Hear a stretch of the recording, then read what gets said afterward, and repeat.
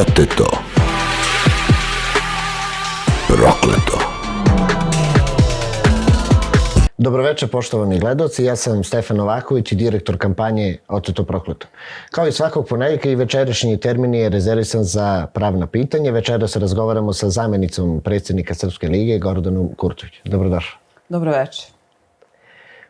Hajmo da krenemo sa nekim opštim pitanjima, jer i konkretno je zakon taj koji koči ljude i zakon je veoma diskriminatoran. Hajmo da pojasnimo ljudima i jednostavno da cijela Srbija čuje kako su to i sami potražioci i diskriminisani međusobno i generalno sam zakon. Pa u odnosu na potražioci imovine postoji ta diskriminacija zato što neki ljudi prema ovom sadašnjem važećem zakonu mogu da dobiju nešto u naturi, da budu obeštećeni, a drugim ljudima neće biti vraćeno ništa. Automatski će im biti određen ovaj koeficijent od 15% na 10 do 12, 15 godina, zavisnosti od godina potražioca, zato što u tim predmetima oni imaju kao kad pod hitnim slučajevima kada je lice preko 70 godina, da u ubrzanom postupku se isplaćuje te obveznice, za ove druge, znači 10 do 15 godina. Što se tiče samog zakona u odnosu na crkve i verske zajednice i našeg zakona koji je na snazi još uvek, mi smo i podneli inicijativu i više udruženje je podnelo inicijativu, između ostalih smo i mi, za ocenu ustavnosti i zakonitosti ovog zakona sada, gde smo tražili izmene supstitucije, da se prilagodi zakon kao što je isti donet za crkve i verske zajednice i u odnosu na prijavljivanje imovine, zato što je po ovom zakonu 2014. godine ljudima prestalo pravo da mogu da uopšte podnesu zahtev za povraćaj imovine, iako pravo na imovinu ne zastareva. Tako da u tom smislu postoje razne stvari koje radimo i koje ćemo tek raditi na izjednačavanju zakona sa crkvama, verskim zajednicama u odnosu na same potražioce, da svi budu negde nadoknađeni isto, ako mogu tako da kažem, a i velika diskriminacija jeste u tome što je ovaj sam zakon predvideo da maksimalna nadoknada za imovinu može da bude samo 500.000 evra, bez obzira koliko imovine potražujete. Neko ako potražuje 500.000 hektara, dobit će 500.000 evra. Neko ako ima parcelu u Beogradu, u centru Beograda, on će kroz tu jednu parcelu u obeštećenju da dobije tih 500.000 evra. Postoje ljudi kojima apsolutno agencija iz više razloga i odbija podnete zahteve i neće imati pravo ni na kakvu vrstu obeštećenja. Tako da dosta ljudi se javlja samom udruženju nama kao nama sa tim istim problemima.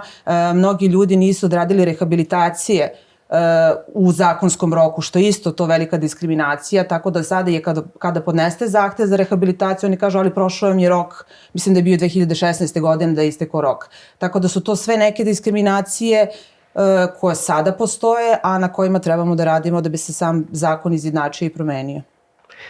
Reci mi, sekvestar, to nije oduzeta imovina. Ajmo i to da pojasnimo ljudima da budu skroz upućeni, jer ima porodica koji imaju i takve slučaje. Sekvestar nije oduzimanje imovine, sekvestar je prinudna uprava nad imovinom, što znači da država nikada nije mogla da stegne pravo svojine na toj imovini. Posle države nisu mogla, znači, nikakva treća lica da budu, ni firme, ni društvene preduzeća tada koje su postojale, ni fizička lica. Sekvestar znači da država je trebala da čuva, da tu imovinu imala pravo da ubira plodove na toj imovini, znači da je izdaje u zakup, ali nije imala pravo raspolaganja sa njom, što su radili u svim slučajevima, gde je 90% imovine koja je pod sekvestrom bila, koja je imala zabeležbu sekvestra u zemljišnim knjigama, u posedovnim listovima, prodavana i otuđivana. A apsolutno sam zakon i sudske prakse kažu da država imovinom koja je stavljena pod sekvestar ne stiče pravo svojina nad toj imovini.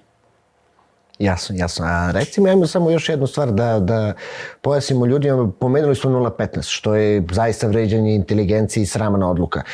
Kako možemo da se izborimo da se sva ta imovina koja je oduzeta vrednuje po tržišnoj vrednosti? Pa izmenom zakona. sa inicijativom koju ćemo pokrenuti kao udruženje Srpska liga sada sa prikupljanjem potpisa da ide na veliko veće. Tu ćemo tražiti izmenu zakona da će biti nadoknada po tržišnoj vrednosti, kao što je i kada je oduzimana imovina 40 i 50, sve zavisi po kojim osnovima je kada oduzimana, nikada nije oduzimano nekom koeficijentu, nego ljudima je oduzimana kompletna imovina. Čak mnogim porodicama nije ostajao ni nužni smeštaj. Tako da u tom smislu sa izmenom zakona i sa inicijativom za izmenu i dopunu zahteva borit ćemo se da sva nadoknada bude po tržišnoj vrednosti. Znači, to je ključ da svi potražioci koji je normalno da iziskuju da to bude vrednovano po tržišnoj vrednosti, moraju da se priključe našoj organizaciji i da svi zajedno dođemo do izmene zakona gde će se dati nov nacrt i novi članovi koji će podrazumevati da se to vrednuje po tržišnoj vrednosti. Konkretno, moje pitanje je bilo da li neko sam kao pojedinac može da se izbori da mu se njegovo zemljište vrednuje po tržišnoj vrednosti? Pa ne može. Mislim, prvo mora da dođe do izmene zakona da bi bilo ko šta sam kao pojedinac mogao da radi.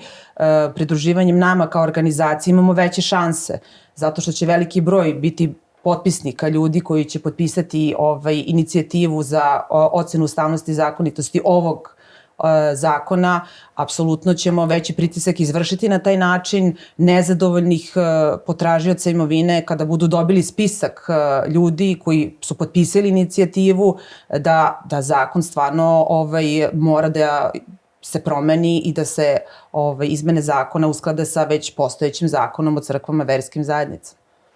Jasno. Isto takođe sad kad smo već kod ustavnosti samog zakona, pre Srpska liga je već jednom ušli u taj proces i na kraju to se desilo da je umesto da je Ustavni sud doneo odluku u velikom veću koje čini 15 sudija, na kraju se to, ja bih to tako rekao, odradilo iza zavese i zatvorenih vrata gde su 3 sudije odlučivalo, malo veće i gde su oni jednostavno samo to odbili bez ikakvog obrazloženja. I samim tim su Ustavni sud je poništio sam sebe jer je takvim potezom prekršio Ustav naše države. Da, Udruženje Srpska liga je već podnela 2018. godine inicijativu za ocenu ustavnosti i zakonitosti ovog sada zakona o restituciji, gde su nas poslanici u Skupštini tadašnje vlasti, sve stranke koje su bile u Skupštini podržali i to je jedan od uslova da bi odlučivalo veliko veće od 15 članova Ustavnog suda. Predmet je stajao 2 i nešto godine u Ustavnom sudu i kada je bilo već vreme da se odluči o tome, verovatno su videli, pošto su imali pritiske sa više strane ili kažem razni drugi ljudi su podnosili inicijative koje su oni prethodno odbijali, pa su odlučili ovog puta da to isto bude malo veće, iako smo mi ispunili sve uslove i morali su u skladu sa njihovim unutrašnjim uređenjem Ustavnog suda da odlučuje veliko veće, a oni su dozvolili predsednik suda, tadašnji, ja ne znam da li je bila gospođa Marković ili Vesna Popović, ali znači sa njihovim odobrenjem je odlučilo malo veće Ustavnog suda.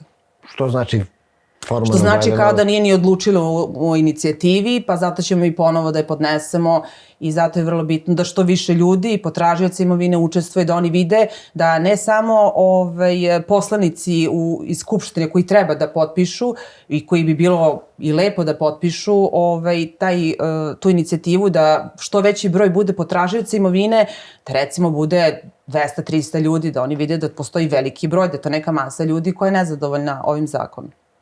Jasno, a sad na osnovu tvog odgovora mogu da dođem, to je da zajedno dođemo do nekog zaključka da je Ustavni sud u Srbiji ne radi po Ustavu, već radi po direktivi vlasti. Da li je to sad ova sadašnja, ranije je to bila DOS-ova vlast, pre toga je bila vlast Slobodana Miloševića i samim tim taj Ustavni sud sam sebe gazi tim. Poništava, ajde da kažem tako. Pa mislim, samo ako pođemo od činjenice da predsjednika Ustavnog suda postavlja Vlada, šta drugo i očekujete od istog tog suda? Ne, znači sve sudi i onda možemo da i obavestimo sve gledalce, to je i one koji nisu do sada mogli to da razumeju da je Ustavni sud pod kontrolom vlasti. Trenutno imamo na vlasti SNS, pre toga su imali Demokratsku, pa pre njih DSS, pre toga SPS. Znači u suštini ljudi problem je u vlasti koji kontrolišu sudije i slobodno mogu da kažem od ljudi koji su na vlasti, koji su okupirali našu državu, ne samo imovinu potražioca, nego su uspostavili neki svoj koruptivni sistem koji sprečava ljude da ostvare svoje imovinska prava. Kao što svi dobro znamo, imovinsko je pravo jedno od osnovnih ljudskih prava. Da. Pa evo daću im sad ponovo šansu sa novom inicijativom i šansu za ispravak pa da odluče onako kako treba. Mislim, mi ćemo podnositi inicijative svaki put, pa ako treba svaki put druga osoba da potpiše tu inicijativu, jer ne može svaki put da ista potpisnici budu inicijative, zato što će reći da je o tome već jednom odlučeno, da sud o nekoj stvari koja je već presuđena i odlučena ne može dva puta odlučuje. Zato ćemo nemilosrdno da podnosimo ako treba i 3 puta godišnje, pa po 10 ljudi, po 15 ljudi, po 50, 200 inicijative dok se ne izborimo da dođe do promene zakona o restituciji. Naravno, i zato smo i, evo sad i sama si kao zamenik predsjednika upućena u sva dešavanja, zato sad imamo još širu podršku narodnih poslanika. To nije samo broj striktno od 30 koliko treba, to ide i na 50, 60, pa ćemo upravo baš tako i raditi, kao što si... Pa što više to bolje. Mislim, što više ljudi iz pozicije i opozicije, iz ljudi sa vlasti bilo bi lepo, pa što više, ali vrlo je bitno da što više bude potpisnika, potražioca imovine, ljudi koji imaju direktan interes da se radi izmena zakona. Znači, neka se uključe, neka potpisuju peticiju, mislim online koja će već biti ili će dolaziti ovde da potpiše inicijativu, da što veći broj potpisnika bude, da što veći pritisak opet bude na Ustavni sud i na to veće od 15 članova da o tome treba da odluče onako kako treba, a ne kako oni žele. Da, i to će kako i sam zakon nalaže, to mora da bude i javna rasprava o tome. Svi ti potražioci će moći da učestvuju u... Ne, pred Ustavnim sudom ne. Pred Ustavnim sudom ne, nego kad je veće od 15 članova, oni sami međusobno imaju javnu raspravu. Znači, pred Ustavnim sudom nema javnih rasprava, oni odlučuju sami. Ali to je njima kao javna sednica. Da, a da li će, recimo, potražioci moći da nakon donošenja odluke pozitivne ili negativne, već vidit ćemo, da li postoji način da se dođe do javnih informacija ko je od sudija glasao i do obrazloženja, jer za prethodnu inicijativu nismo ni dobili nikakvo obrazloženje, što možemo da kažemo kao i da nismo... Ali je bilo vrlo šturo obrazloženje. Naravno, u odluci, u inicijativi, o tom njihovom rešenju koje bude doneto, stajaće ko je bio predsjednik veća, ko su bili članovi veća sa imenom i prezimenom, kao što je stajalo i ovde kod nas, pa smo znali da je bilo njih 3, a ne njih 15. Što se obrazloženja tiče, sačekat ćemo da vidimo kako će ovoga puta biti. Prošlog puta je bilo sramno, kao što je bilo i sramno da odlučuje veće od 3 članova, a ne od 15. Tako da, takvo je obrazloženje bilo. Jasno. Užem sastav. Znači, neki zaključak iz sad ovog razgovora, to je s ovog dela razgovora, možemo da izvedemo da ukoliko dođe do toga da 15 sudi odlučuje, tačnije veliko veći, ukoliko odgovor bude pozitivan, tačnije na stranog potražioca, idemo i imamo legitimno pravo da uđemo u promenu zakona. Pa gledajte jednu stvar, automatski ako se bude usvojila inicijativa u izmeni zakona, automatski tom odlukom će biti doneto da se prihvata zakon, recimo. Sve zavisi šta će biti tačke naše, konkretno još do toga nismo došli, šta ćemo sve tražiti, ali ovo su neke 3-4 vrlo bitne. Znači da svi ljudi budu isti, da rehabilitacija ne može da ima ograničenje, da ljudi mogu uvek da se rehabilituju, da prijavljivanje imovine će trajati dok god postoje naslednici da traže tu imovinu. Tako da tom samom odlukom će biti već doneto i dat nalog vladi, a onda to ide na izmenu zakona, na izglašavanje. Jasno. Sad, to je ukoliko bude pozitivan odgovor. A ukoliko bude negativan odgovor, koji je naredni korak? Opet ćemo podneti novu inicijativu sa drugim potpisnicima i opet ćemo isti krug proći i podnosit ćemo ako treba po 50 inicijativa godišnje pa da vidimo šta će reći. Pa promenit će se valjda i te sudije Ustavnog suda, možda i oni idu u penziju. Pa dođe neki podmladak. Pa dobro, njihovi naslednici koji će opet isto možda da nas... Pa dobro, ali nećemo odustati.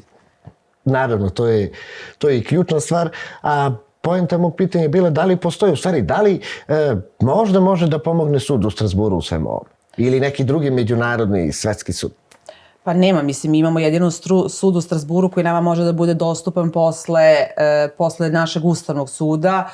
ja sad tu ne znam, iskreno kažem, što se tiče konkretno ovog našeg pitanja inicijative, niko nije odlazio, niko nema praksu neku, pa sad da kaže postoji praksa kao što za druge predmete kada se ljudi kao fizička lica obrate u Strasburu, pa onda postoji neka sudska praksa. Što se ovih inicijativa tiče, takva praksa još uvek ne postoji. Mislim, mi ćemo naravno podneti i Ustavnom i Strasburu ako dođe do negativne odluke. Nećemo odustati, nećemo stati. Ali što ne znači da nemamo pravo da drugi ljudi, drugi potražioci opet na isti način uz našu pomoć i sa nama zajedno podnesemo, samo što će potpisnici biti druga lica. Tako da ne može Ustavni sud da nam kaže ali mi smo već odlučili i ne možemo ponovo da vam odlučujemo. Kada traže nova lice, novi ljudi, znači oni uvek svaki put moraju ponovo da odluče o toj inicijativi kao da je prvi put podneta. Jasno, to i sami tim to jednostavno mora tako da... Ali šta je vrlo bitno? Vrlo je bitno da kažemo da mi imamo, da je nas podržala i crkva što se tiče izmene zakona, da su i oni saglasni, da i naš zakon treba da se izjednači sa njihovim verske zajednice, to ima potpisa preko, mislim, 10-12 raznoraznih zajednica, tako da ćemo i to predati, tražit ćemo ako treba opet od crkve sastanak pa da potpišu, pa mislim, evo i sami donosioci zakona su rekli da je ovaj zakon prevaziđen, da ga je vreme pojelo. Da, imali smo izjavu Gorana Radosavljevića koji je za vreme DOS-ove vlasti 2011. i pisao taj zakon i doneo. On je sad na proleće 2022. godine upravo to izjavio da je zakon. Pa i gospodin Milan Parivodić koji je pisao sam zakon za crkve i verske zajednice je rekao, dao svoje mišljenje kakav je ovaj zakon u odnosu na onaj koji je on pisao, koji treba da bude donet, ali je povučen sa vlade zbog raznoraznih drugih interesa. Ne naših, nego drugih. Jasno je. Dobro, znači što se tiče zakona možemo da zaključimo da je na nama da kroz Ustavni sud pokušamo da dođemo do promene ili izjednačavanja već kako se to bude išlo formalno pravno i kakav nacrt budemo predali i da u tome budemo uporni do kraja. Istrajni tako, a što se tiče ovog zakona koji je još uvijek na snazi po kome agencija i može da odlučuje da se borimo da se primenjuje onako kako treba i ovakav kakav je pa ga oni ne primenjuju kako treba. Znači da se borimo i da vršimo pritisak na samu agenciju, da ovakav skaradan zakon sprovodi u skladu s ovim članovima koji već postoje. Sad kad smo se dotakli agencije i njenog rada ili ti njenog nerada, ajde da kažemo tako, i ta agencija se zove agencija, dobro za restituciju, ali generalno služi agencija za povrat imovine. U stvari, na osnovu svih ovih razgovora i na osnovu ovih 15 godina koliko su dugo ljudi u borbi, možemo da kažemo da je to agencija za nevraćanje imovine. Imamo član 46.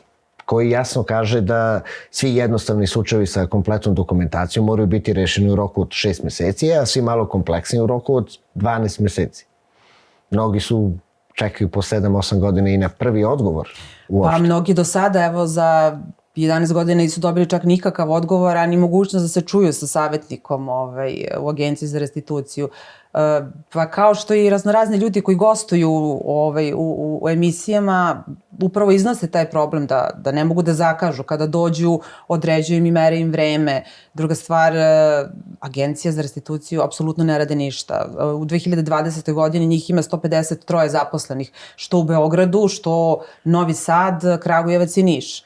Pa mislim, a oni kažu da su rešili 80% predmeta, pa oni nisu rešili ni 8%, a ne 80%. Tako da u suštini oni su popunili taj maksimalan broj zapošljavanja što su trebali da popune, da se svi zaposle, a što ne rade ništa, što nema ko ljudima da se javi na telefon i da odgovori na mail. To je problem svih nas. Da, jer mi ih i plaćamo. Mislim, oni se finansiraju iz državnog budžeta, narod puni državu plaćajući porez i... Mi smo svi poreski obveznici ove države, automatski i takođe i primaju platu od nas, ali kada im se obratimo i tražimo da tu platu koju primaju, da nam daju informaciju vezano za predmete, vrlo budu uvređeni, nervozni i neraspoloženi. Tako da pritisak mora da bude ne samo od ljudi da ih zovu telefonom i da mole za razgovor, nego prosto urgencije. Pisani trag ostaju predmetu, što više urgencija, oni na to moraju da odgovore u nekom trenutku. Zašto neki predmet nisu uzeli u rad, zašto po nečemu nisu postupili. Evo konkretno, mi smo od Agencije za restituciju imali nalog da angažujemo veštaka 18. godine za imovinu koja je eksproprisana, 2,5 godine oni se prave ludi, znači vi postupite po tom njihovom nalogu, vi morate da platite to veštačenje, a njih mrzi da donesu zaključak i da daju nalog veštaku šta te veštak treba da radi. I posle 2,5 godine kada im pišete urgenciji, kada ih prozivate za grubo krušenje člana 46, onda oni kažu pa ne, evo mi smo vama dali nalog. A onda vi kad njima dostavite i kažete vi nama jeste dali nalog, ali mi vama jesmo odgovorili, mi smo vama za 2,5 godine napisali 10 urgencija, onda oni brže bolje donesu, da bi sebe pokrili, donesu zaključak za veštačenje. Tako da u suštini ljudi moraju pisane tragove da ostavljaju u svojim predmetima, moraju pismenim putem da se obraćaju agenciji, da traže urgenciju, da traže da ih obaveste da li su po nekom predmetu nešto postupili, kome su se obratili, da li su dobili neki odgovor. Ljudi imaju pravo i da podnesu zahtev da imaju elektronski uvid u svoj predmet. Na sajtu Agencije za restituciju postoji čak i poseban mail, ja mislim se zove zahtev.restitucija@gov.rs. Znači vi podnesete potvrdu koju ste podneli pošti, date kao dokaz, date da ste vi potražilac te imovine kao nasljednik i agencija vam da elektronsku šifru. I onda svaki od naslednika, od potražilaca imovine, na sajt Agencije za restituciju ima elektronski uvid u spise predmeta, ukuca svoju šifru koju dobio od njih, broj predmeta i on svakog dana može da prati šta ta Agencija za restituciju radi. Ili ne radi. Pa mislim ne radi, u suštini ne radi, ali da biste vi mogli da pišete urgencije, da ih pratite, vi morate da pratite taj predmet. Jer oni vama mogu da kažu, oni vas bukvalno pokušavaju da naprave na budalu. Mislim, i ako imaju pisani tragovi i postoji urgencija, oni kažu pa ne, vi smo vama naložili. Pa jeste vi naložili, niste postupili 2,5 godine po tom vašem nalogu. I automatski dovedete u situaciju da nemaju šta, nego moraju da postupe i da urade nešto. Tako da masovno ljudi podnesu zahtev, da dobiju šifru, da mogu elektronski da prate svoje predmete, da bi mogli i da pišu urgencije. I onda nema šta da zovu i da zakazuju telefon kod nekog savjetnika i da mole da ih oni prime i da ljudi stariji dolaze u Beograd ili u Kragujevac, Niš, bilo gde, mislim Šabac, Loznica, pripada Kragujevcu. Pa neće ljudi odatle da putuju za Kragujevac da bi dobili informaciju u 3 minuta, a putovaće 3 sata do Kragujevca. Tako da elektronski uvid u predmetima je vrlo bitan da prate i svakog trenutka će znati šta je urađeno i šta nije urađeno. I na bazi toga će moći i da pišu urgencije vezano za svoj predmet. Imamo neke porodice koje još uvek, ajde mogu da kažem tako, nisu toliko pravno potkovani, nemaju toliko iskustva. Ako možemo da im približimo još malo, u kojoj formi treba da izgledaju te urgencije? Evo, mi smo tu kao udruženje. Mislim, ko ne razume, neka nam se javi, neka nam se obrati, pomoći ćemo im, podnećemo mi zahtev, objasnit ćemo kako, napravit ćemo e-mail adresu. Postoje stvarno ljudi koji to i ne znaju, nemaju kompjutere, ali uz našu pomoć, evo tu smo, pomoći ćemo im, pa ćemo na kraju krajeva i objasniti kako da prate taj svoj predmet. Zato i jesmo tu da bi se svi udružili, da bi se pomagali međusobno i da bi što veći smisleni pritisak bio na Agenciju za restituciju. Tako, jer i pored smene Strahinje Sekulića mi zahtevamo i raspuštanje celokupnog upravnog odbora. Mi tražimo i smenu članova upravnog odbora koji sede tu, primaju platu, ja verujem da nikada nisu ni bili, da ne znaju ni šta agencija radi, ni šta ne radi i ja sam baš pre 10 dana predsjednici upravnog odbora, koja je profesorka na Ekonomskom fakultetu u Nišu, poslala mail sa pritužbom na rad Agencije za restituciju i naravno niko mi ništa nije odgovorio. Ali nema veze, mi imamo pisani trag da smo se obratili pa ćemo priložiti vladi, pa ćemo, pošto im ističe rok za 60 dana, pa postoji tužba za ćutanje uprave. Ako nam vlada ne bude odgovorila, pa ćemo tražiti dok nam neko ne odgovori. Ali bitno da znamo da postoje. I ćemo do samog kraja dok se ne razotkrije svaka karika u tom njihovom koruptivnom lancu. Ajde da to kažemo tako. Pa, moglo bi se reći. I tu je možda i jedino zdravorazumsko rešenje da u tom novom upravnom odboru budu ljudi koji će raditi u interesu potražioca. Pa oni sami kažu da tu ne mogu da sede ljudi koji potražuju imovinu zato što je tu sukob interesa. Ali mi ne tražimo da lično mi sedimo. Mi tražimo da mi kao, evo recimo, Srpska liga, razne udruženja, razni potražioci, damo imena ljudi koji će nas predstavljati tamo, koje ne potražuju imovinu, a nisu u sukobu interesa, a radit će za nas. a ne da sedi neka profesorka, mislim, te predsjednike upravnog odbora, oni su promenili do sada, ja mislim, njih 15 od početka osnivanja agencije za restituciju. Tako da, ja mislim da oni i ne znaju gde sve sede i gde su sve u upravnim odborima, samo znaju da primiju platu. Pa, zato što su podobni tom sistemu i onda i kroz taj način, ajde da se izrazim tako, i namiruju. Tako su nagrađeni. Tako su nagrađeni, da. Narod, ko šiša, narod je sklonjen sa strane i narod je tu da plaća porez zato što je narod oteta neka imovina i što imamo i sada neku prepakovanu formu otimačine u obliku izvršitelja, to je...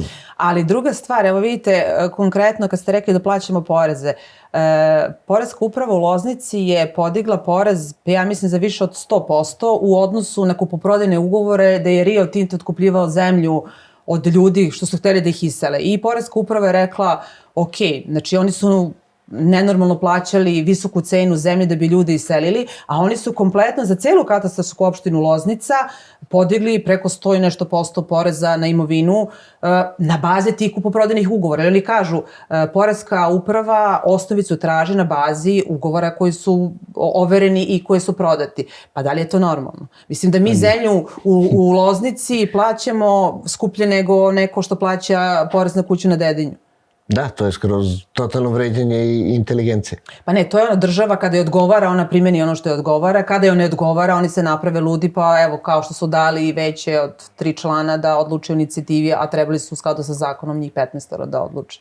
Sad kad smo pomenuli Loznicu, moram i ovo da te pitam da bi pomogli gledocima da shvate i na koji način mogu da se bore. Vi ste kao porodica Kurtović uspeli da izdejstvujete jednu veliku pobedu. Uspeli ste da stavite zabeležbe na većinu imovine koje vam je oteta.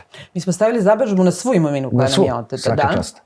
Stavili smo, u stvari, 2 vrste zabeležbe. Stavili smo zabeležbu tamo gde je imovina stavljena pod sekvestar, to je jedan deo Šapca i sve katastarske opštine, Loznica, Šor, mislim, ljudi koji tamo žive znaće, ali od Šapca do Loznice mi smo stavili i zabeležbu sekvestracije imovine. Što znači po zaključku Sremskog suda koji tada imovinu stavio pod sekvestar, taj zaključak nikada nije stavljen van snage, taj zaključak je i dalje na snazi. Prema tome stavili smo zabeležbu sekvestra nad imovinom i zabeležbu postupka restitucije. Zabeležbu postupka restitucije nismo stavili u startu kada je podnet kada je stupio na snagu zakon o restituciji, već je 2018. prvi put smo podneli zahtev kada smo doživjeli jednu apsurdnu situaciju da smo vodili postupak pred Agencijom za restituciju, da od mnogobrojnih naših parcela da potražujemo, one su se doneli prvo rešenje pa samo za jednu parcelu i da to bude najmanja moguća od svih parcela koje su tada mogle da budu vraćene, iako u svom obrazloženju navode preko 100 parcela, pa kažu, a o njima će se odlučiti kada se steknu uslovi. Pa mislim, uslovi su se stekli onog trenutka kada smo i predali svu dokumentaciju za sve parcele, a ne samo za jednu. Oni su tu parcelu prodali, gradonačelnik gospodin Zelenović je tada overio i potpisao takvo rešenje. Javno preduzeće Infrastruktura je donelo odluku da se ta imovina proda, iako su oni sve vreme bili stranka u postupku.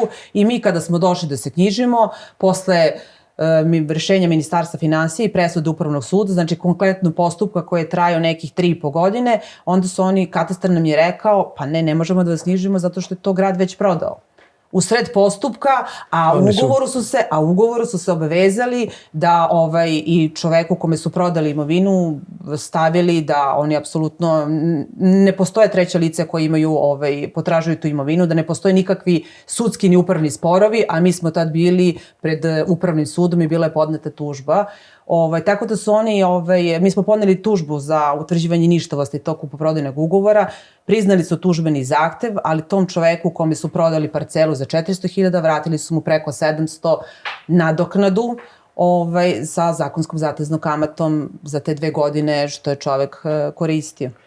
Što znači da je zbog njihove nestručnosti ili njihove nemara i nerada država oštećena za 700.000 evra. Ne, 700.000 dinara, da. 710.000 dinara je vraćeno, ali tu je i podneta krivična prijava protiv gospodina Zelenovića Pa evo, postupak je još uvek u toku u Odeljenju za privredni kriminal i korupciju u Novom Sadu. Čekamo odluka koja će biti. Podnete su krivične prijeve i protiv službe za katastar nepokretnosti Šabac zbog raznoraznih mahinacija koje se dešavaju, koje ljudi u svojim predmetima imaju i s kojima se suočavaju, da se imovina prodaje, da se otuđuje, da se skidaju zabeležbe, pa i tamo i gde nema zabeležbi, imovina ne sme da se prodaje, zato što član 62 Zakona o restituciji jasno kaže od stupanja na snagu Zakona o restituciji, a imovina koja je pribavljena 2005. godine ne sme da bude u prometu nikakvom. Pa i kada se donese pravosnažno rešenje Agencije za restituciju, sama agencija nalaže katastru da se brišu sve hipoteke, tereti na tim parcelama. Tako da, znači, apsolutno je nemoguće ni prometovanje tom imovinom. I imamo neke slučajeve gde su nekim porodicama da je isto takođe prodata imovina. Šta i kako oni mogu da se odbrane, da tuže, kako da... Pa sad sve zavisi. To je ono što mi pozivamo sve te ljude da nam se jave. Naravno, svaki slučaj je različito. Da, kad u kom postupku su radili, sad da ne pričamo napamet. Ja mogu pričam konkretno našim slučajima, onako konkretno kad se šta dešavalo, zato što tu papirologiju znam i znam kroz što smo prošli. Nekima ljudima je možda prodato kada je postupak bio prvostepeno rešenje, kada još možda rešenje još uvek nije ni doneto pred Agencijom za restituciju ili podnet zahtev. Znači, postoje razne stvari. Da prodaju, naravno da prodaju, kao što su dosta imovine prebacili u javnu svojinu da bi onemogućili, izuzeli, pošto ovaj zakon sada predviđa da imovina koja je u javnoj svojini ne može da bude vraćena. Zato što 11 godina lokalne samouprave i gradove nisu priveli nameni tu javnu svojinu zašto su planirali, pa znači i tu postoji osnovi da ljudima se traži izmena plana i da se ta imovina vrati. Što bi trebao da bude posao kompletno Agencije za restituciju kao državnog organa koji to vodi i koji to prati, a ne ljudi koji potražuju imovinu. Da, to je ključna stvar. Sad, pošto imamo rad, to je nerad agencije i takav način ophođenja, u čemu još sve to oni štete našu državu i naše društvo? Između ostalog što prazne državni budžet kako kroz njihove plate, njihovi, ajde da se izrazim tako, i kombinatorike i pored, kao što smo sada čuli, da je zbog njihovog nemara ispražnjeno 710.000 dinara iz naše kase. Koje su sve još to stvari kako oni nama šteti i koje su to zakonske posljedice pod kojima bi oni morali da se povinuju? Pa gledajte jednu stvar, konkretno tu postoji, može da bude lična odgovornost svakog zaposlenog i svakog tog savjetnika, kako se već oni nazivaju, ili obrađivača predmeta, kao i direktora agencije, kao i direktora područnih agencija, kao i sektora za kontrolu i nadzor. Mislim, pošto u Agenciji za restituciju toliko sektora ima da oni ni sami sebe ne mogu da isprate ko šta radi, ko šta kontroliše. Ali kad im ukažete na neke njihove propuste, onda tu ne rade ništa. Nikada vam ne odgovore. Ali vrlo se onako svi pokrivaju složno jedni druge. Konkretno postoji varijanta kada se donese prvostepeno rešenje, pa imate pravo da se žalite Ministarstvu finansija. Ministarstvo finansija ili odbije ili usvoji vašu žalbu, onda predmet vrati na ponovni postupak Agencije za restituciju i to može da ide onako u nedogled. Vi uvek imate u stvari pravo posle rešenja Ministarstva finansija da podnesete tužbu u Upravnom sudu. Onda ljudi kažu, pa ako odem na Upravni sud, stajeće mi 3 godine. Pa ovo je igra koja možda traje u nedogled. Zato što kada smo imali sastanke sa ljudima iz Ministarstva finansija i sa konkretnom sekretarkom Slavicom Savičić, koja potpisuje sada ova naša rešenja koja ljudima svima poznata, njihov stav je da Ministarstvo finansija ne donosi meritorne odluke. Što je u direktnoj suprotnosti sa zakonom. Zato što ne mogu oni da kažu da oni neće da donesu meritornu odluku, nego imate varijantu kada vam jednom viši organ, recimo ako na rešenje Agencije za restitucije podnesete žalbu Ministarstvu finansija, Ministarstvo finansija poništi to rešenje i da upute Agencije za restitucije da donese novo rešenje. Agencija to ne uradi i ne donese tako rešenje, znači ne postupi po nalogu, onda je u obavezi u skladu sa zakonom da meritornu odluku donese drugostepeni organ koji je već jednom poništio i vratio na ponovni postupak. Takođe, kada sud, ako se uđe u upravni postupak i kada upravni sud donese presudu, oni su u obavezi da primene uputstva koje dobiju iz presude. To se uopšte kod nas ne dešava, gde, mislim, lično, ja mogu da kažem u našem iskustvu, našim predmetima, a i nigde se to ne dešava, zato što ljudi kad dobiju presudu u svoju korist kažu, jao super, evo kraj, pa nije kraj, zato što tada opet Ministarstvo finansija ne donese meritornu odluku, što bi moralo.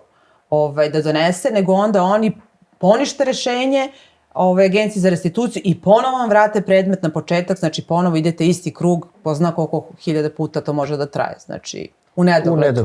Ali to je sve suprotno o zakonu, tako da to ljudi treba da znaju, treba da se jave, pomoći ćemo im, uputit ćemo ih, daćemo im savet. Dosta ljudi je uključeno u pravnom timu kod nas, tako da stvarno tu smo da pomognemo svima.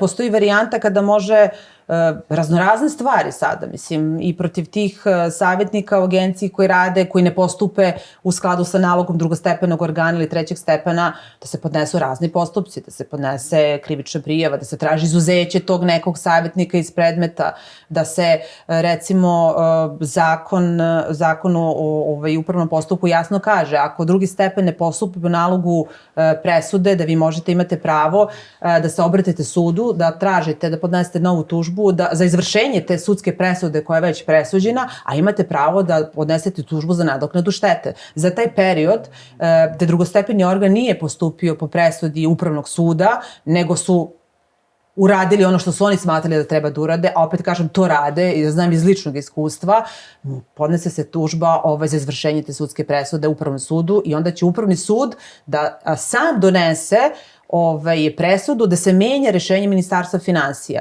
Znači, mora da se radi, mora da se prati i tu smo svim ljudima i koji ovo ne znaju i koji neće moći ni da razumeju sada nešto, neka se jave slobodno, da im damo savjet i da ih uputimo šta mogu da urade.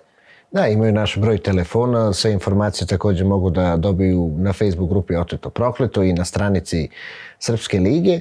Sad, pre nego što otvorimo neku sledeću temu, zanima me, kroz mnogo razgovora s ljudima došli smo do toga da možda postoji problem i u pravobranilaštvu. Kako je vaše iskustvo sa njima? Kakvu ulogu oni uzimaju u celoj ovoj igranci?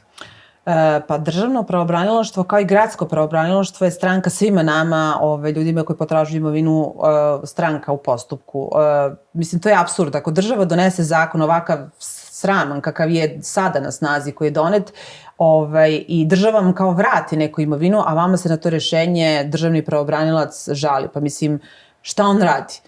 Znači, on se bori protiv države koja je donela zakon da mi to minimalno vrati, on se bori za to minimalno. Mislim, zloupotreba prava. Mislim, tu stvarno dolazi do zloupotreba prava na žalbu.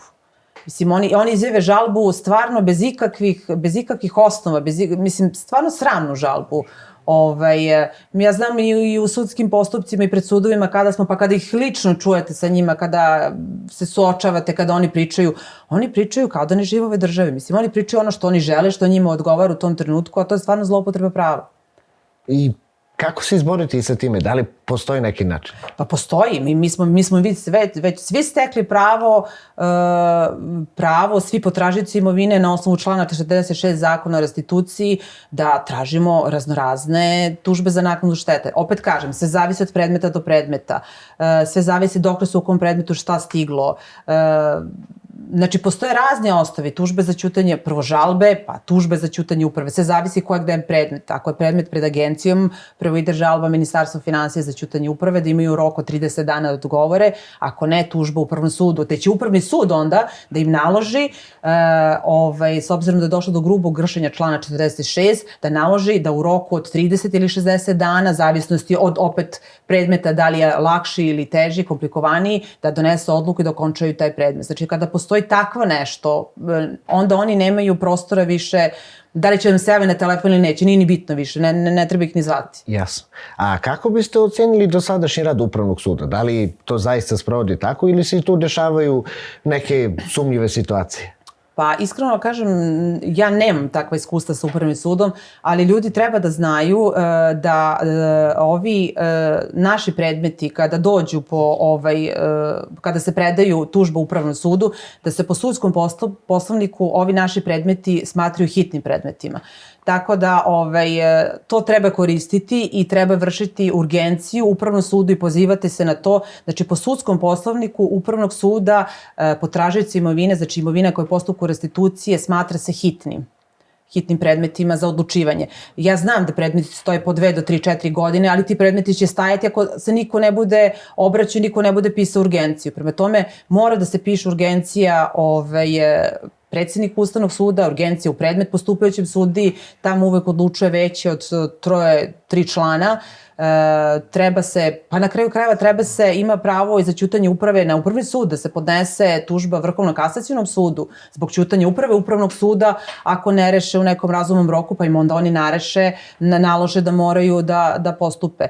Šta je stvar? Nekada sud pokušavaju da kažu da kada kod njih predmet dođe, da je kod njih predmet možda godinu, 2, ali stav Vrhovnog kasacionog suda kaže da se meri dužina trajanja upravnog postupka, znači od početka Agencije za restituciju, nekada predmet dođe u upravni sud ili Ministarstvo finansija, znači cela dužina trajanja upravnog postupka. I zato i jesu hitni predmeti, znači ljudi koji imaju predmete pred upravnim sudovima, a gde nije još odlučeno, a ima predmeta da stoji 2, 3, 4, 5 godina, i jeste stvarno veliki priliv tužbi u upravnom sudu, ali s obzirom da možemo da koristimo mogućnost, znači u skladu sa sudskim poslovnikom upravnog suda, da kažu da su ovi predmeti hitni, da traži hitno rešavanje, znači prekoredno rešavanje, prioritetno. Jasno je. Sad, morat ću još jedno pitanje vezano za katastar, ali pre toga da izvučem neke zaključke kroz razgovore. Mnogo ljudi nam se javlja svakodnevno. Imamo i goste ovde u emisiji. Imali smo dosta situacija gde su se desile stvari gde su ljudima preko noći upisani neki drugi vlasnici na njihovoj parceli. Ili da im je rečeno u katastru, to je tamo negde u nekoj arhivi, poješće nas bube i buve ako uđemo tamo, nema ništa od toga, mi ne možemo da nađemo i tako dalje i tako dalje. Kako njihov rad ocenjujete i katastrofalan. Mislim, ne samo u odnosu na nas, nego katastar generalno u odnosu na sve građane Republike Srbije je katastrofalan. Što se tiče nas kao potražioca imovine, i tu isto treba da rade po hitnom postupku, da se dostavljaju podaci kada Agencija za restituciju traži. A s obzirom da Agencija za restituciju traži, onda oni ne dostavljaju, pošto im niko i ne traži, mislim.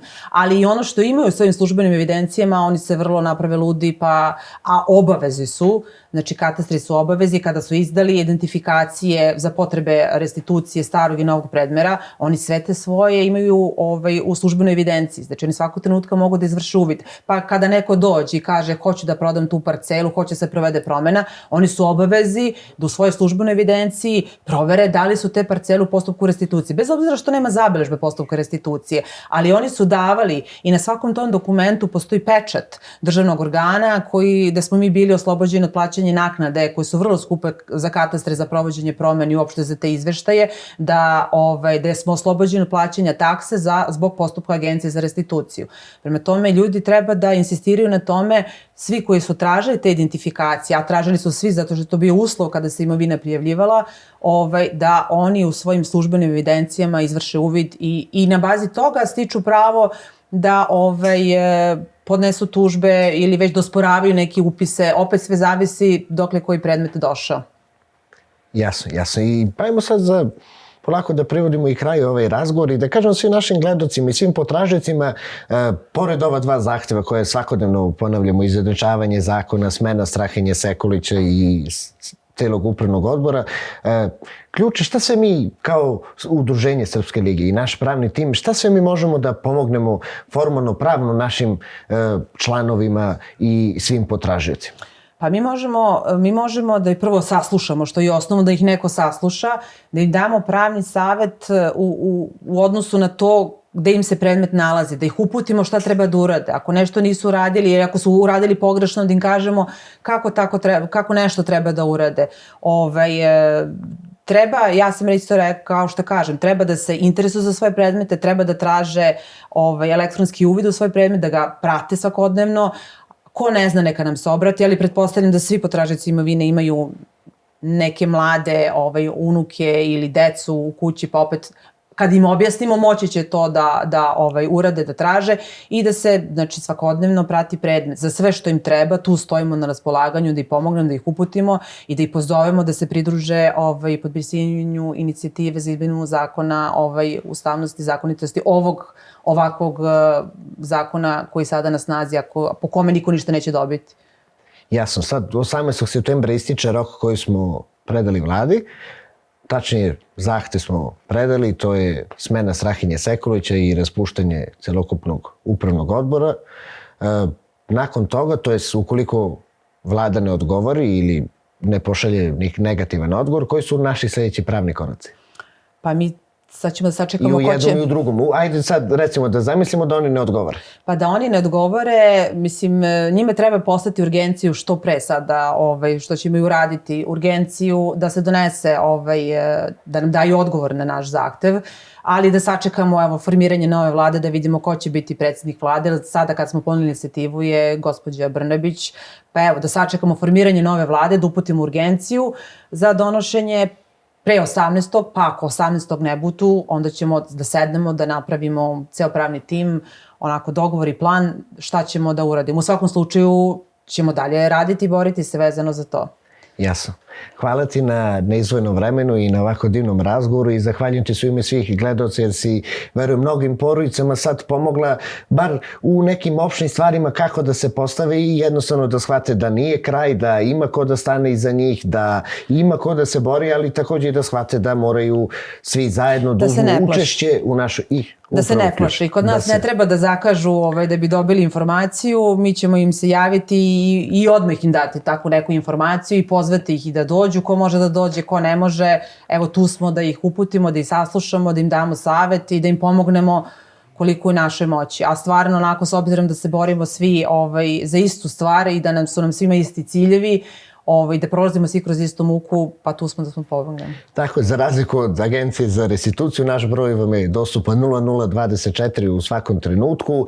Imate i naš mail, obavezno uđite u Facebook grupu ko nije to uradio do sada, Oteto prokleto, tu svakodnevno kačimo sve informacije, naredne korake, tu možete vidjeti ko ne stigne da upiše tokom emisije i naš broj telefona i našu mail adresu. Također pratite i Facebook stranicu Srpska liga i YouTube kanal Oteto prokleto, Srpska liga i također i YouTube kanal TV Liga gdje ćemo imati vrsne goste koji će pričati i o temi restitucije.